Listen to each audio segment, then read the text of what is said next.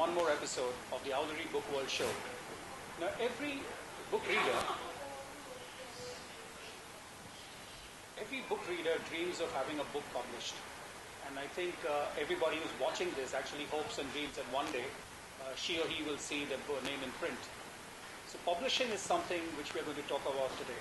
And we are really grateful to have with us Father Joby Matthew, who is the editor and publisher for the St. Paul's publications and Better Yourself books. So I think, Father Joby, you are responsible for all of St. Paul's publications all over India. Right? That's right, yes. Welcome to the Owlery Book World Show. Thank you so much, yes. So, Father, let's begin by you telling us a little bit more about St. Paul's and the publications that you come out with. Okay.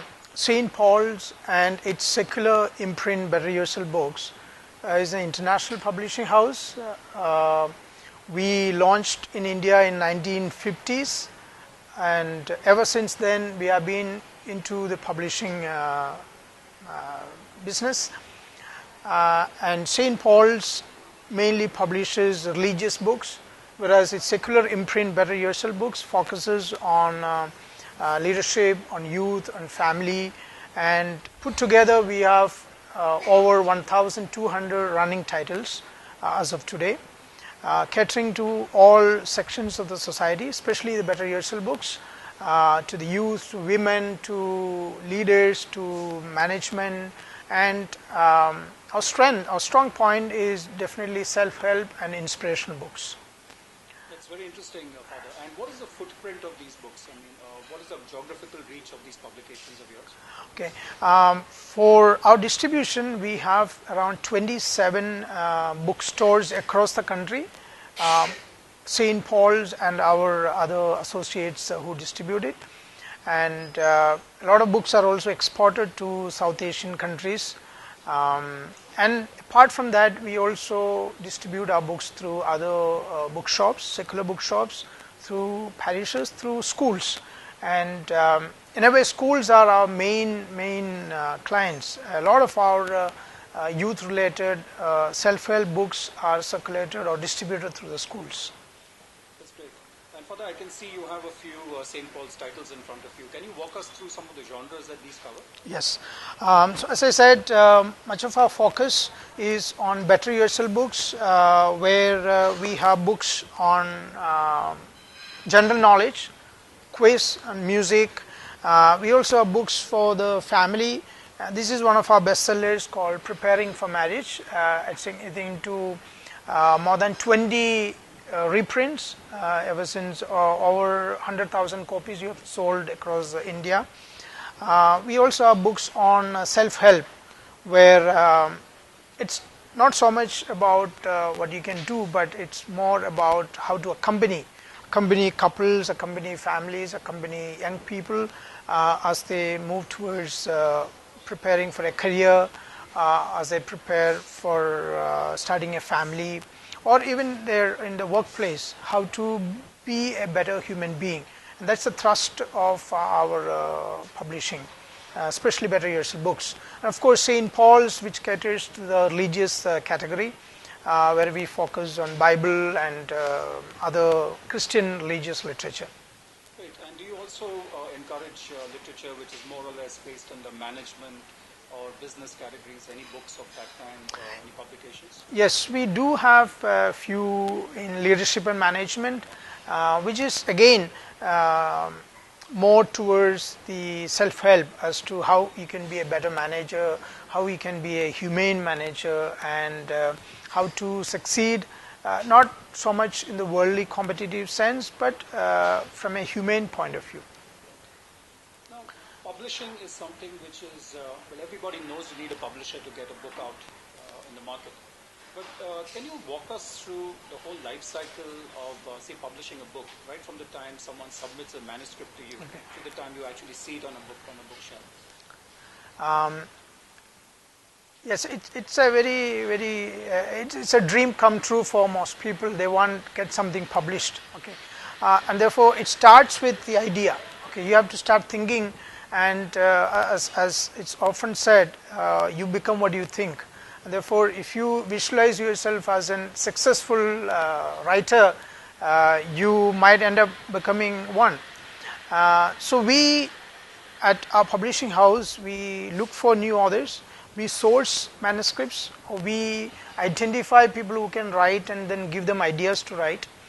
Otherwise, people submit to us manuscripts, and then I quickly go through the manuscript, and if I see some sense, if I see value in terms of what we publish, then I give them an yes or no, a provisional acceptance, and then 3 of our reviewers go through this manuscript to see whether it fits into our category, the kind we publish.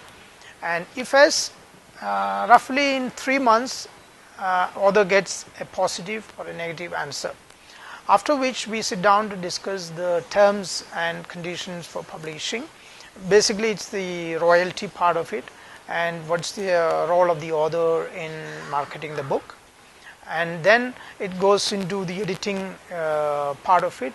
We do copy edit in consultation with the author, of course, and once it's completed, it's processed and forwarded to the production department. They think about the cover and the layout, and then it goes to the press. And so in 4 to 6 months, if it's a good manuscript, it will see the light of the day. And of course, the main job happens thereafter, because marketing, it's all about marketing. You can have the best of book published, but not read and not marketed. So ideally, a good book should be out in 6 to 8 months. Unless it's a time bound. If time bound meaning if you are looking at a book just before World Cup, it has to be ready before World Cup. But otherwise, 6 to 8 months, a book is out of the press. So is this the kind of same process which any publishing house normally follows, or is it something with St. Paul's actually? Yes, but if you go with a big publishing house, it can be easily 8 months to 1 year. And sometimes it takes a year to get you an answer if you're a first-time publisher. But if you are a celebrity, or if you are a publisher who has already found success, then publishing houses will come after you, and they give you advance, author advance.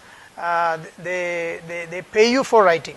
Whereas if you are a first-time writer, you have to run from pillar to post to get something published. But generally, most of the publishing houses take 6 to 8 months or more to get something out into the market. Right. On this question, I think is I think everybody's minds. Is there a magic mantra that you use to figure out whether a book is going to be a bestseller or not? Can you take it on? It's a hit or miss most of the time. From my experience, I would say 20% of the books that we publish become bestsellers, and the rest 80%, of the 80% we might make money in 60%, and the rest 40% of that 80% brings no money. But one of the things I look at in the manuscript is whether it fills an existing knowledge gap. A lot of the time people think, oh, I need to write a book, and I sit down and write, and they feel it's worth publishing. But from a publisher's point of view, I look back at our backlist and see what has worked for us and what is working in the market. And both from the content perspective as well as from the perspective of the market, we look at the manuscript and see whether a good content but it may not have a market, or a poorly written manuscript can be improved and create a market for that. So it's a call between a content and the market, and marketability of the content, and the channels of our distribution. Some good manuscripts I reject because I know through our marketing channels it may not reach the right people, but I guide them. I guide the authors to the right publishers who have that kind of market for that book. This is a slightly controversial question, so you can choose not to answer it if you want. Do you think there are certain books who become popular and bestsellers, say in India, mainly because the marketing has been much better than any other book which is more deserving of it? Absolutely. It's all about marketing. Because much of it people see on the media, people read maybe through Goodreads or through references, and a lot of books are sold on good marketing skills. But that may be one or two instances. If a particular author can be sold through marketing, but if the book content is not good, his second or third book may not sell because people will see through the marketing gimmick. So you would like to say that a good book with good content has sustainability, whereas a marketed book may not really last. Great. You've done a master's in publishing from New York University, and you've been with St. Paul's for a very, very long time. So what do you see are the global trends in publishing today, and where is India as compared with global publishing trends? Yes. In terms of publishing, definitely India is a growing market. Being in New York, the hub of publishing world, I would say, it was a good experience to learn from the who's who of the publishing world. And coming back to India, to our context, definitely publishing is growing. Books, although people say books are dead, but I don't believe books are dead. Books are being published and people continue to read books. But there are different ways of getting books out. The traditional print and publish style may be evolving. I look at the publishing industry as we would look at the radio. When the television came into the scene, everybody wrote off radio, said radio is dead. But today I think radio has reinvented itself, and today there are more people listening to radio than watching TV. So the onslaught of digital media or digital publishing has not killed the print publishing. We may have to reinvent ourselves and see how we can create print publishing or print book more interesting. But definitely there is new trends that have come in very big abroad, but it's slowly catching up in India, is print on demand. It's called POD, where you can print one book, 10 books, 100 books in a span of 7 days. It's expensive, more expensive than a print book, as in if you go with a publisher. But many of the leading publishers also go for print on demand, because that way they can gauge the market. Secondly, they don't have to invest huge amount right up front. If there is a big demand, after 2 to 3 months of marketing, then they print larger quantities, over 1,000 copies. So up then it's print on demand. They start with 100 copies or 300 copies, and if there is a surge, of course they can, within 7 days they can fulfill the order. And today you see a lot of, there's a whole trend of self-publishing which is going on. So what is your opinion on self-publishing? Is there a kind of a success mantra out there? Is it the way it's going to be in the future? Or what do you see as the future of publishing? Yes. A lot of first-time publishers try self-publishing, and it's a good risk. In the sense, you can try and see how good you are at publishing, at writing, and whether you can create a market for your books.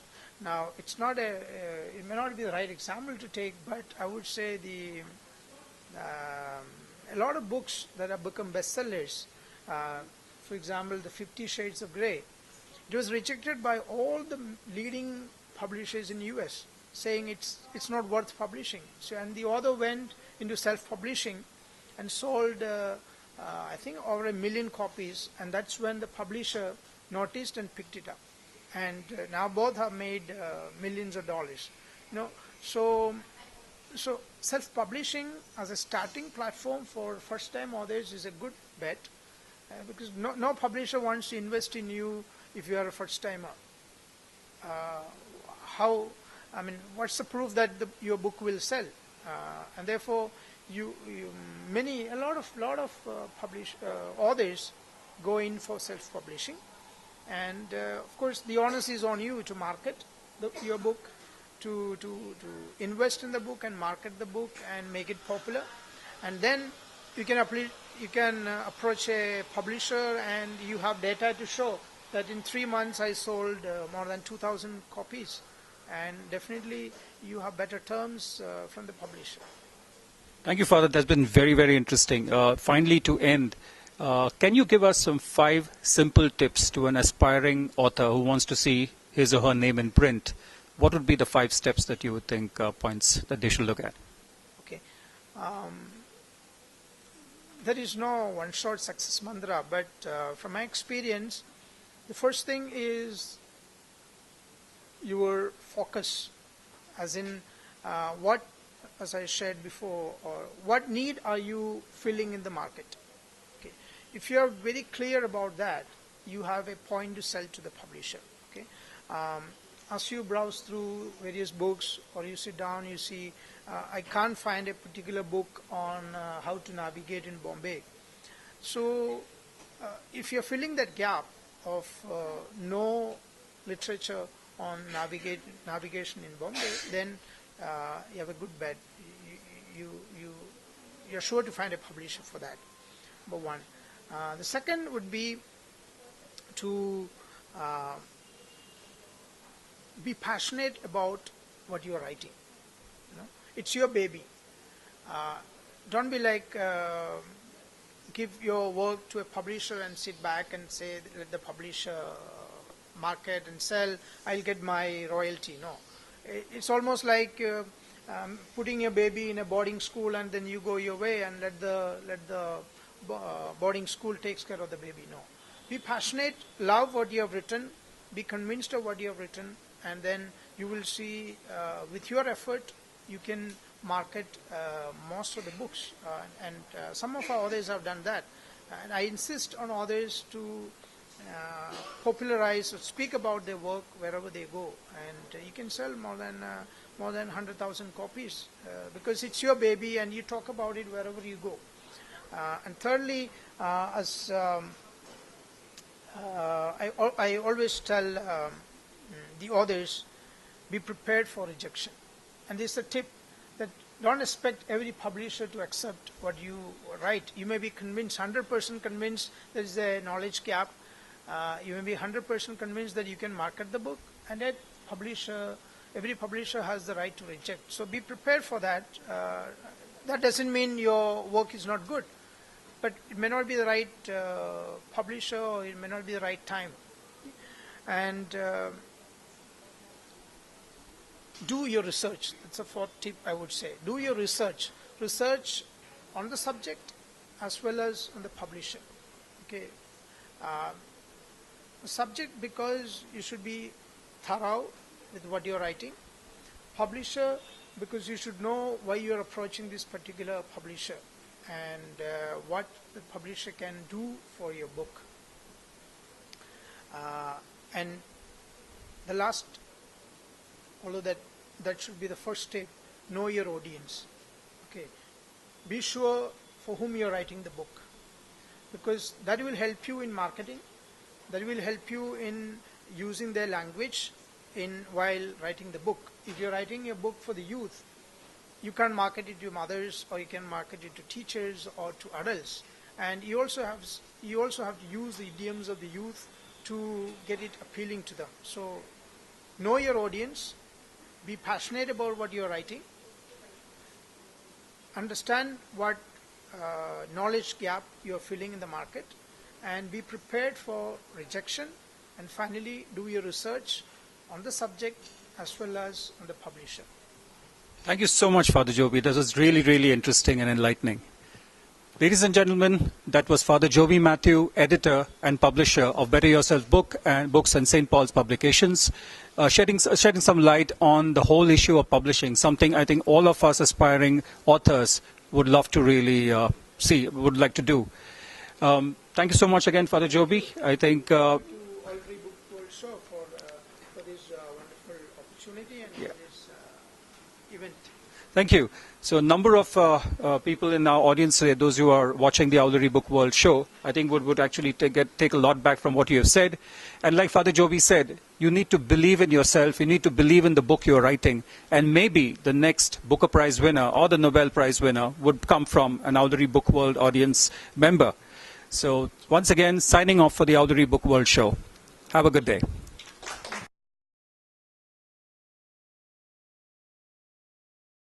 So I was an actor in New York and Los Angeles for 10 years. And even though I always worked, it's a lifestyle that is